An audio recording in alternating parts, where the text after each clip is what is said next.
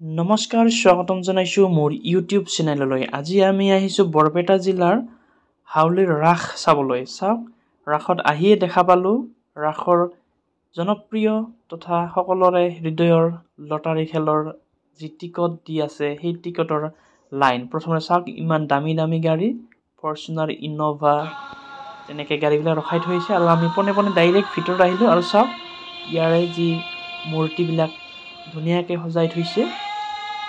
শ্ৰীকৃষ্ণৰ যি ৰাসলীলা তথা শ্ৰীকৃষ্ণৰ যি জীৱন পৰিক্ৰমাত যি যি ঘটনা ঘটিছিল সেই ঘটনাৰ পৰিধি এই যি দৃশ্যবিলাক ইয়াতে বনাই ৰাখিছে আৰু আমি তেনেকৈ গোটেই হাউলিৰ যি ৰাস ঐতিহ্যমণ্ডিত এই ৰাসৰ আমি গোটেই দৃশ্য আপোনালোকক মোৰ এই ভিডিঅ'ৰ মাধ্যমত দেখাবলৈ চেষ্টা কৰিম। আৰু আহক আমি একেলগে আমাৰ যি ৰাসৰ যি সৌন্দৰ্য সেই ৰাসৰ সৌন্দৰ্য উপভোগ কৰোঁ মোৰ এই ভিডিঅ'ৰ জৰিয়তে। বলক ভিডিঅ'লৈ আগবাঢ়ো।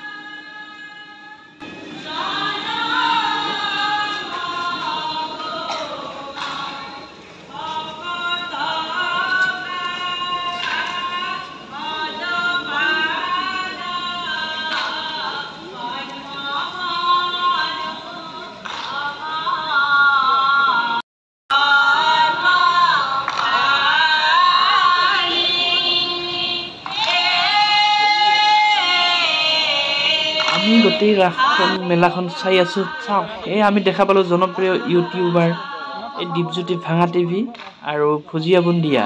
আমি ঘূৰি ঘূৰি দেখা পালো তেখেতসকলক। চাওক, তেখেতসকলেও বৰপেটা ৰাসত আহি সিহঁতে ইউটিউবত ভিডিঅ' দিয়াৰ কাৰণে সিহঁতে ব্লগ বনাই আছে। চাওক, আমি দেখা পালো দীপজ্যোতি ডেকা আৰু বুন্দিয়া ভাঙা টিভি খ্যাত ইউটিউবাৰ দুজনকে আমি দেখা পাই খুবেই ভাল লাগিল। আৰু চাওক, আমাৰ প্ৰাণৰ শিল্পী জুবিন গাৰ্গৰ যি স্মৃতিত তেখেতসকলে পূজা মণ্ডপত এনেকৈ ধুনীয়াকৈ শ্ৰদ্ধাঞ্জলি দিবৰ বাবে শ্ৰদ্ধাঞ্জলি ৰাখিছে। শ্ৰদ্ধাঞ্জলি দিয়াৰ কাৰণে তেনেকৈ ধুনীয়াকৈ জুবিন গাৰ্গৰ পৰিক্ৰমা জীৱনত যি তেখেতৰ যি আদৰ্শ, তেখেতৰ যি সৃষ্টি দি গ'ল, তেখেতৰ এই সৃষ্টিৰাজি ধুনীয়াকৈ ইয়াতে উপস্থাপন কৰিছে আৰু দেখি আমি ভালে পালোঁ। গতিকে আহকসকলে ৰাস উৎসৱ উপভোগ কৰক। খুব ভালকৈ ইয়াতে বনাইছে। চাওক, এইটো কীৰ্তন ঘৰটো বৰপেটা ৰাসৰ যি হাউলিৰ যি কীৰ্তন ঘৰ আছে সেই কীৰ্তন ঘৰটো এইটো। আৰু সেইটো হ'ল মূল মন্দিৰ আৰু মূল মন্দিৰটো ধুনীয়াকৈ সজাইছে। আপোনালোকে ফুল ডেকৰেশ্যন কৰাই হোৱা নাই, কৰিয়ে আছে লাভ কালি আমাৰ